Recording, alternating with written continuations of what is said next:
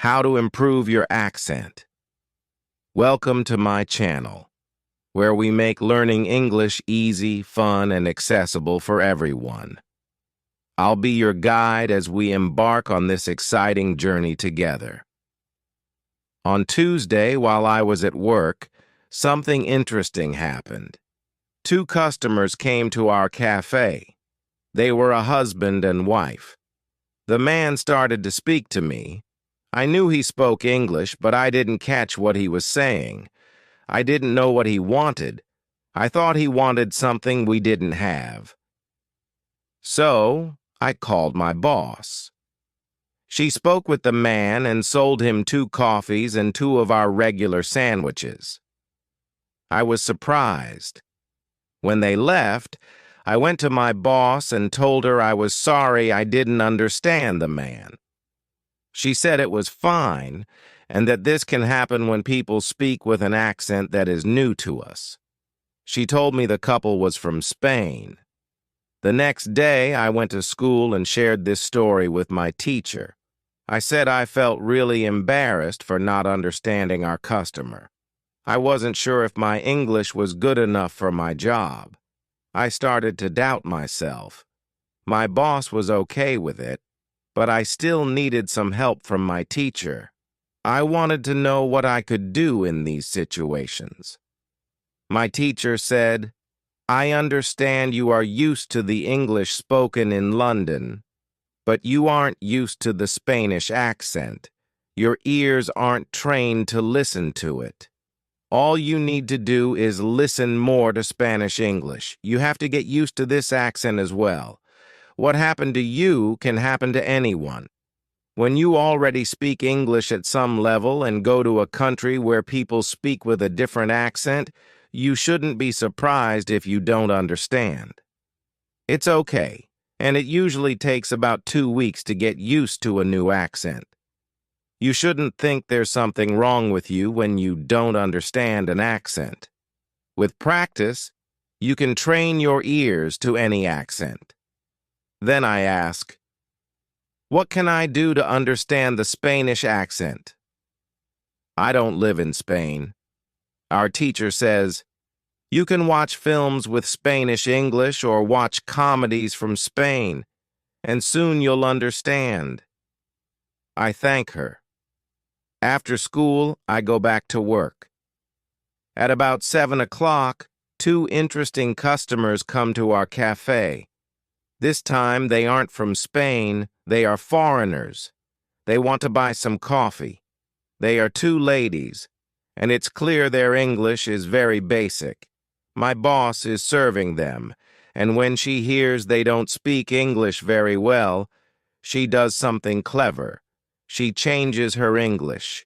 She uses very simple sentences with only 3 or 4 words. I can see the ladies understand her.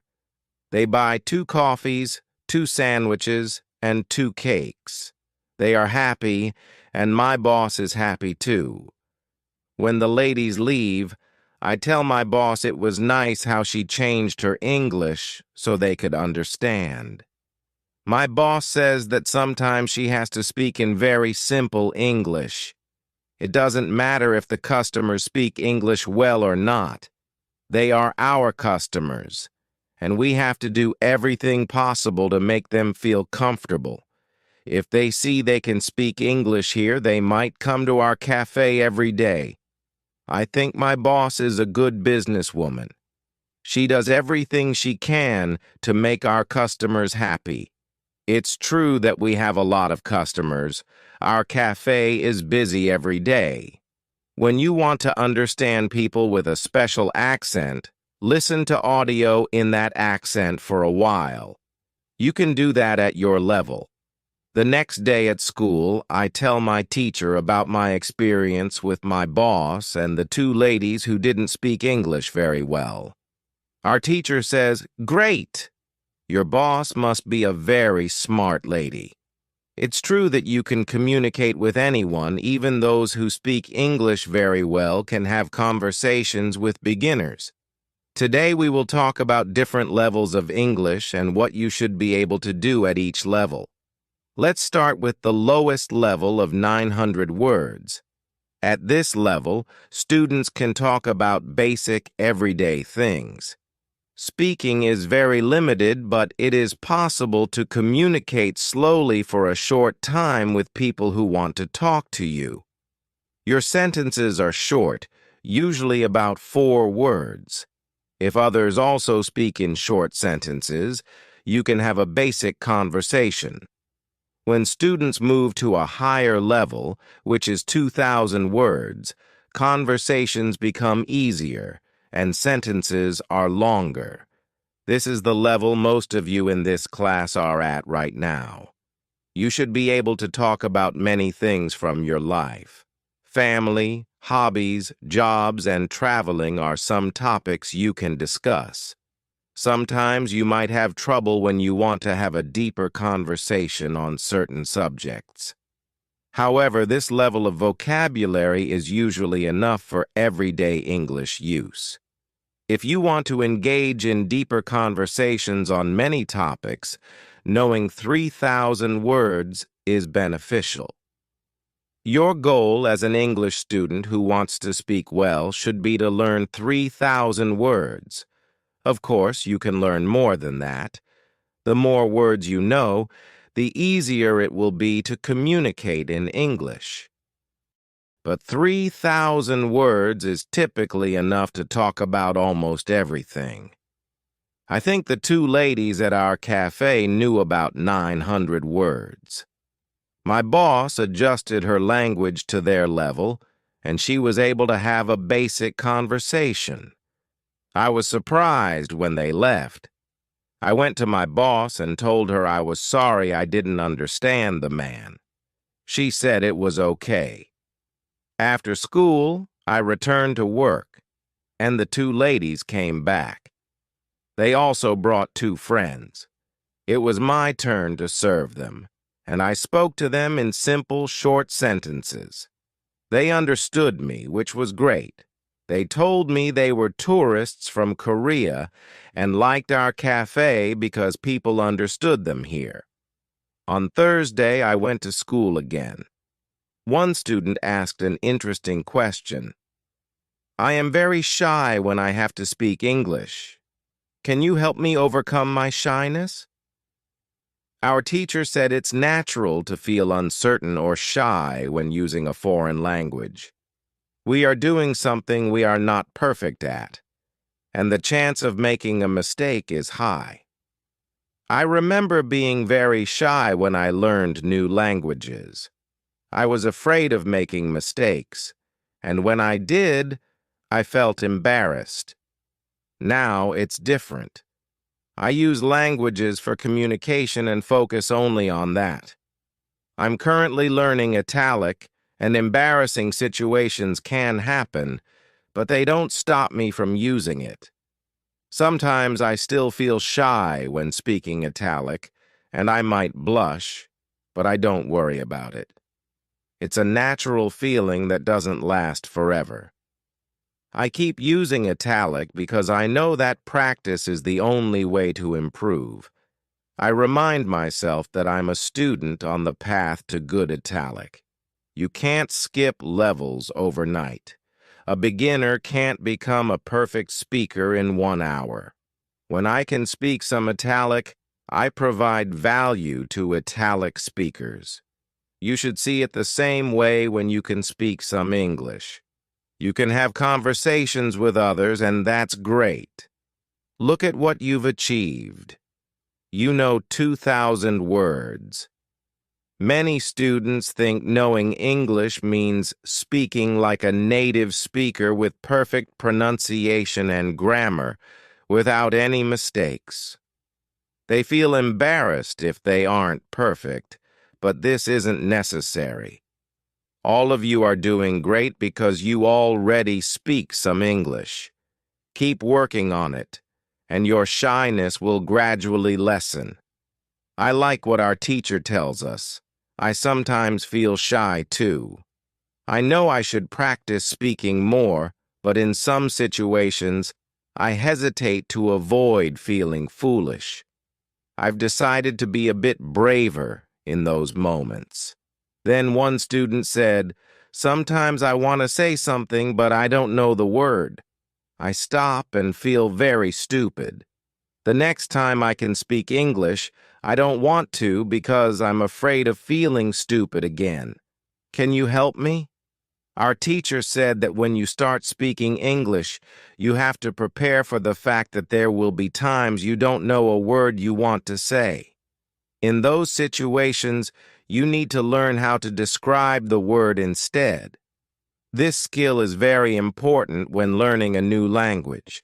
Since you are not a native English speaker, you will probably face this often. You will never know as many words in English as you do in your native language, but you can describe almost any word. You just need to practice this skill. You'll learn to express ideas with the vocabulary you have. For example, if you don't know the word key, you can describe it as a small thing for opening a door. You do this in your native language without realizing it. If you don't know a word, you describe it to help the other person understand. You can do the same in English, but it takes practice. Thinking aloud is a great technique to help you describe things better. Use this method every day, and your ability to describe will improve. You can only learn English by using it. It's okay to be shy, but don't let that stop you from practicing. The next day is Friday, and I go to school again. I'm happy to be in this class, not just because of our teacher, but because there are students from many different countries. Some are from Europe, some from South America, and there's one student from Korea and another from South Korea. This is good for me because the students don't speak my native language, so I have to use only English, which helps me practice. Today, we have a new student named Maria, who is from Australia. At the start of the lesson, Maria says she thinks she doesn't have a talent for learning languages, but she wants to work hard to improve. Our teacher asks her why she feels this way. Maria replies that her sister learns English very quickly, while she finds it difficult. Then our teacher asks everyone in the class if they believe they have a talent for learning languages and to raise their hands if they do. I look around, and no one raises their hands. Our teacher smiles and says, "I want to tell you something. Many people think you need talent to learn a new language. I agree that talent can help, but I also believe you already have a talent for learning languages. You have this talent because you learned your native language successfully and speak it fluently. Anyone who can learn their native language has the ability to learn other languages." Our teacher explains that many students think they are not talented because they compare themselves to others who seem to learn faster. There are indeed people who are super talented. They remember new words quickly and easily. You might know such people, like someone at your work or in your family. These super talented individuals find learning new languages fun and simple. Maria admits her sister is really good at languages. Our teacher continues, "It's true that these super talented people exist, and that's fine. The problem is when we compare ourselves to them. If we don't learn as fast as they do, we feel like we aren't talented. I ask you to stop comparing yourself to these super talented people. They may have an advantage, but you might be lucky in other ways and talented at different things.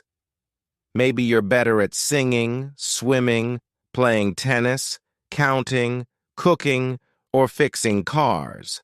Everyone is unique, and that's the beauty of our world. You should believe you are talented, even if not super talented. When you believe you have talent, learning English will be easier. These words from our teacher help us a lot. I know I'm talented at playing football and tennis, and now I believe I'm also good at learning English. What's also exciting is that there's a school party in the evening.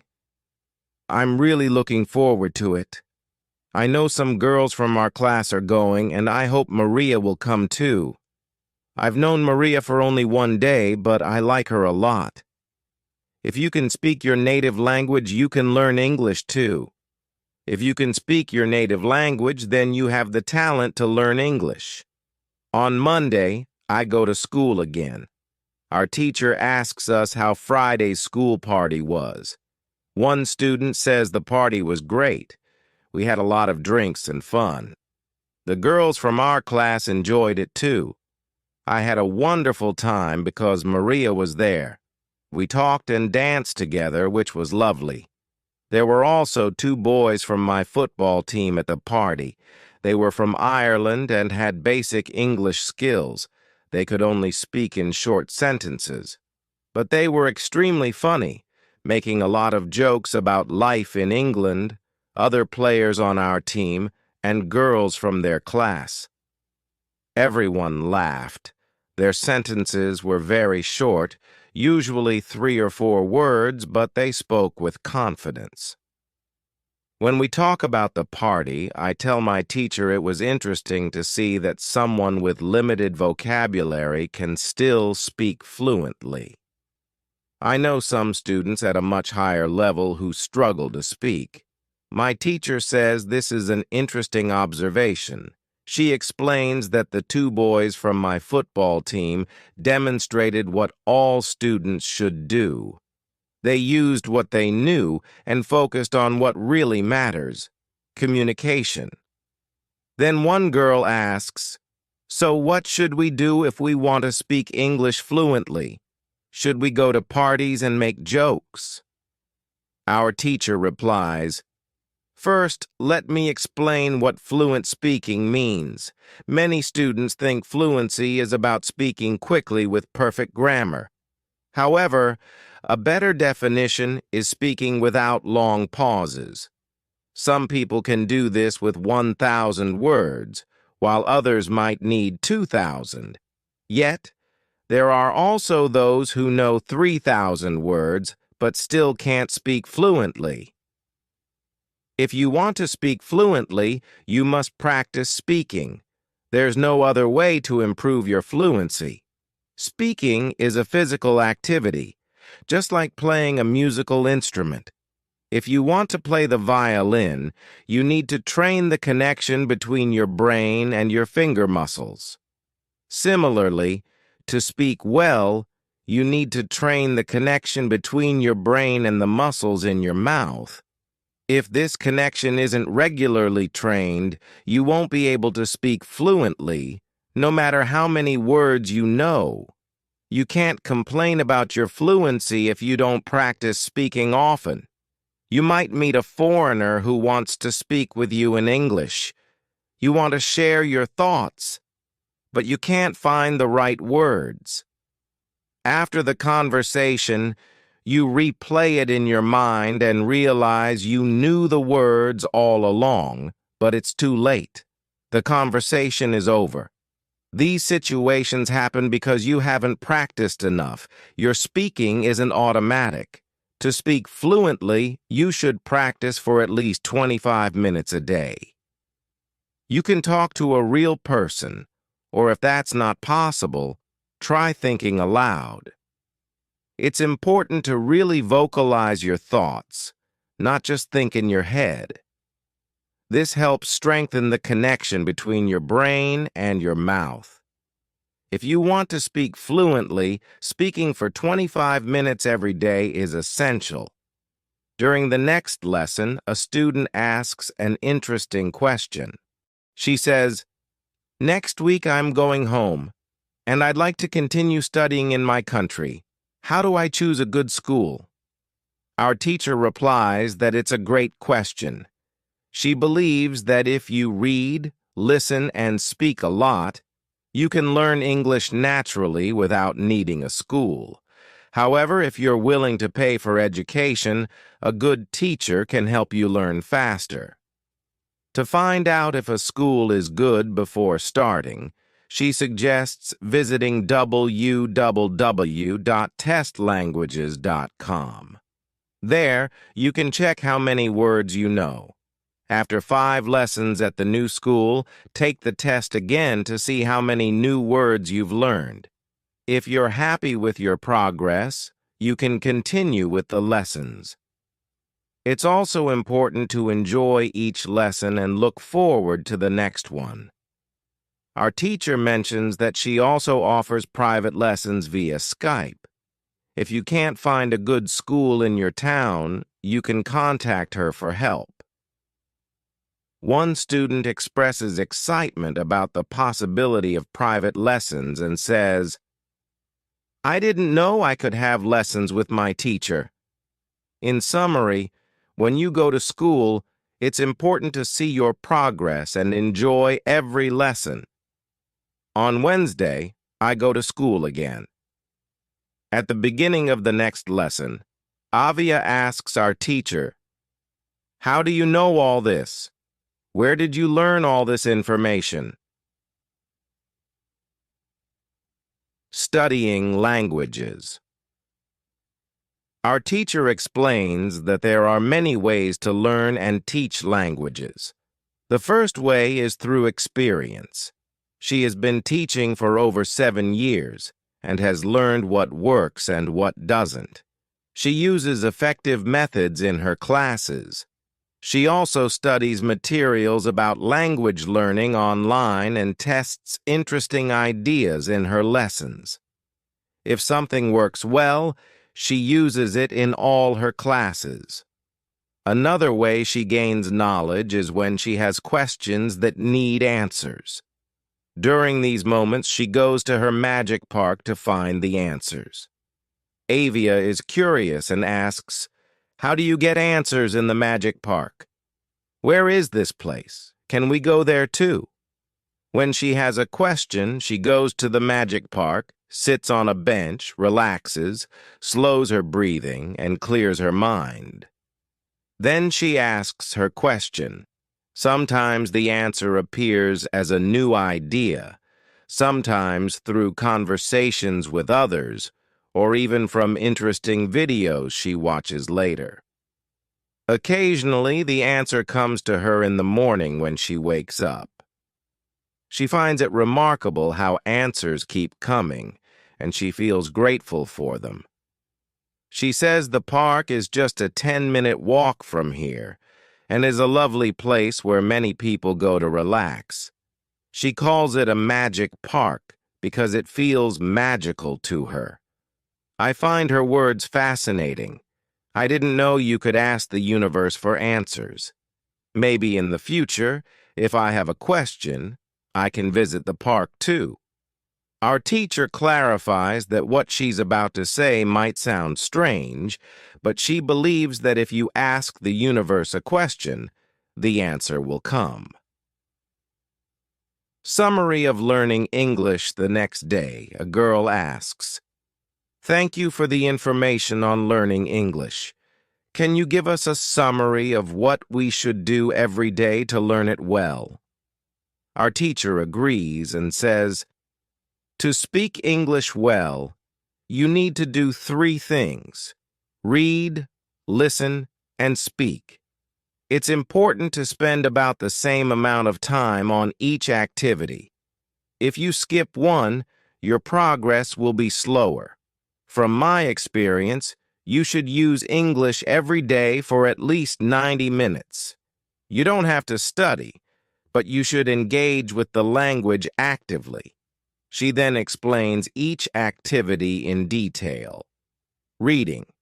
You should read for at least 25 minutes every day. This is the minimum. Read not just to study, but to gain new information and enjoy interesting stories. I know I mention this often, but it's really important. Listening.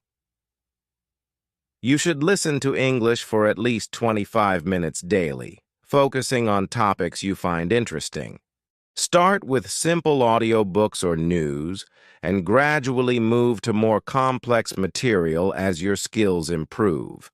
Once you know about 3,000 words, you can start watching films and videos online. Our teacher emphasizes that speaking is crucial when studying English, recommending that we practice for at least 25 minutes daily. While conversing with real people, like teachers, classmates, or friends, is ideal, if that's not possible, techniques like shadowing and thinking aloud can also provide valuable speaking practice. I often use these methods to improve my italics since I don't have native speakers around me. Studying English can be simple. Just read, listen, and speak. As I prepare to leave, I express my gratitude for the class and share my email with everyone, encouraging them to stay in touch. Although I'm a bit sad to say goodbye, I know I have the tools to continue improving my English on my own. A year later, I've used English daily and expanded my vocabulary to 3,000 words. I've started a new job teaching English to beginners who know only 400 words. I feel prepared because I had an excellent teacher in London, and now I aim to pass on what I learned to my students, helping them succeed as well. The key to learning English is to read, listen, and speak for 25 minutes each day. Thanks for joining me today on my English channel. If you found this lesson helpful, don't forget to like, subscribe, and click the bell icon to stay updated with all our latest videos. Keep practicing, stay curious, and I'll see you in the next lesson. Happy learning, everyone!